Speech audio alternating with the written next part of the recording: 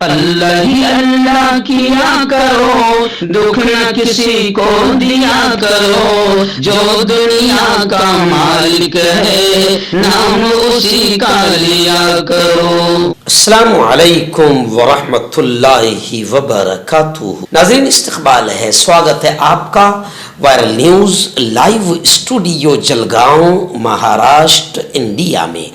میں آپ کا میزبان مفتی محمد ہارون ندوی۔ ناظرین، وقف کے کالے قانون کے خلاف الحمدللہ all India Muslim personal board coordination committee Jalgaon, جس کا صدر پریسیڈنٹ ادھیکش میں خود ہوں، اور الحاج عبدالکریم سالار صاحب اس کے کوآرڈینیٹر ہے، سید ایاز علی، سید خالد بابا باغبان، نگر سیوک ریاض باغبان، اعجاز ملک صاحب، اور پوری ٹیم ہے الحمدللہ، صابر بھائی مصطفیٰ آبادی، سہیل امیر صاحب، پوری ٹیم الحمدللہ۔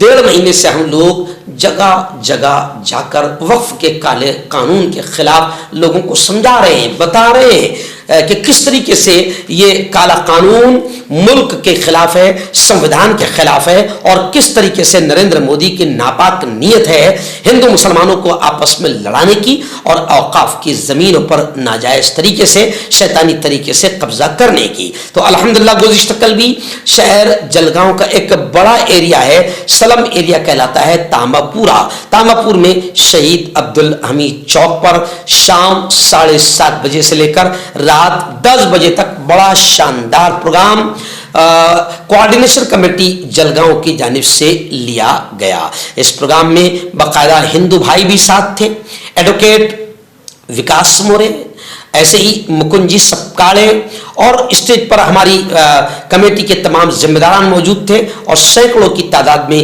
وہاں کے سوجھ بوجھ رکھنے والے لوگ اور بڑی تعداد میں نوجوان موجود تھے۔ اس موقع پر ایڈوکیٹ وکاس مورے نے قانونی حیثیت سے وقف قانون کے خلاف بات رکھی، اور انہوں نے مسلمانوں کو، مکنجی سپکاڑے نے بھی مسلمانوں کو ابھارا کہ بھائی تم لوگوں کو اب روڈ پر آنے کی بھی تیاری کرنا پڑے گی، وقت پڑا تو اس کالے قانون کو واپس لینے کے لیے، حکومت سے لڑنے کے لیے اپنی جانوں کا نذرانہ اور شہادت بھی پیش کرنا پڑے گا۔ اعجاز ملک صاحب نے بھی بڑے پیارے انداز میں بات رکھی۔ ایسے ہی سید ایاز علی صاحب نے تھوڑی سی قانونی باریکیوں کو تفصیلی بیان کیا، اور پھر اخیر میں میری بات ہوئی، شریعت کے اعتبار سے میں نے سمجھایا کہ قانون وقف کا کیا ہے اور وقف کے بارے میں اللہ رسول کیا فرماتے ہیں۔ بڑی پیاری بات، اللہ کا شکر وہاں پر پیش کی گئی، اور آخر میں پھر عبدالکریم سالار صاحب نے کس طریقے سے 44 امینڈمنٹ ہے جس کو لے کر سرکار نے ناپاک قدم اٹھایا ہے، اور اوقاف کے زمینوں پر قبضہ کرنے کا ناپاک منصوبہ سرکار کا ہے، اس کو ہمیں ناکام بنانا ہے۔ تو خیر، گزشتہ کل تاماپور شہید عبدالحمید چوک میں all India Muslim personal board coordination committee کی جانب سے احتجاجی جلسہ بے انتہا کامیاب رہا۔ کہ ہماری جو کمیٹی ہے آل انڈیا مسلم پرسنل بورڈ، پورے 1.5 مہینے سے ہم لوگ جلگاؤں ضلع کے شہر شہر اور گاؤں گاؤں جا رہے ہیں۔ کیوں جا رہے ہیں؟ آج آپ کے پاس آئے کیوں؟ پاچورا گئے، بھڑگاؤں گئے، ساودا گئے، فیض پور گئے، بودوڑ گئے، ہر جگہ جا رہے۔ کیوں جا رہے ہیں؟ تاکہ ہم اپنی اس قوم کو جگائیں، کیونکہ پیارے آقا محمد مصطفیٰ، زور سے کہہ دو ایک بار، صلی اللہ علیہ وسلم نے کیا فرمایا؟ کلکم راع وکلکم مسئول عن رعیتہ۔ پیارے نبی نے فرمایا کہ تم میں سے ہر شخص ذمہ دار ہے، اور ہر ایک سے اس کے ذمہ داری کے بارے میں پوچھا جائے گا۔ صرف کریم سالار ذمہ دار نہیں، صرف مفتی ہارون ذمہ دار نہیں، یہ دکان والا، یہ ٹپری والا، یہ چائے والا، اور خاص بات گلہ دربار والا، کیوں جانے سب ذمہ دار ہے۔ ایاد بھائی، آصف سب سے پوچھے گا اللہ کہ صرف ڈلیا بیچ رہا تھا کہ کیا کیا کر رہا تھا؟ ہاں، اس لیے آصف کہہ رہا کہ میں نے یہ محنت کیا۔ مسلمانوں، سب سے پوچھا جائے گا۔ اللہ کہے گا کہ میری جائیداد پر چور قبضہ کر رہا تھا، تم نے کیا کیا؟ یہ وقف ہے نا، وقف شریعت کہتی ہے کہ وقف کا مالک صرف اللہ ہے۔ وقف کسے کہتے ہیں؟ شارٹلی مثال سے سمجھ لو۔ مثال کے طور پر اگر مفتی ہارون نے مرتے مرتے یہ کہا کہ میری 10 ایکڑ زمین میں سے میں 2 ایکڑ زمین اللہ کے نام پر دے رہا ہوں, اس پہ غریبوں کے لیے اسکول بنایا جائے یا مدرسہ بنایا جائے یا مسجد بنایا جائے یا انات آشرم بنایا جائے, غریبوں کے لیے یہ کیا جائے, اللہ کے بندوں کے لیے یہ کیا جائے.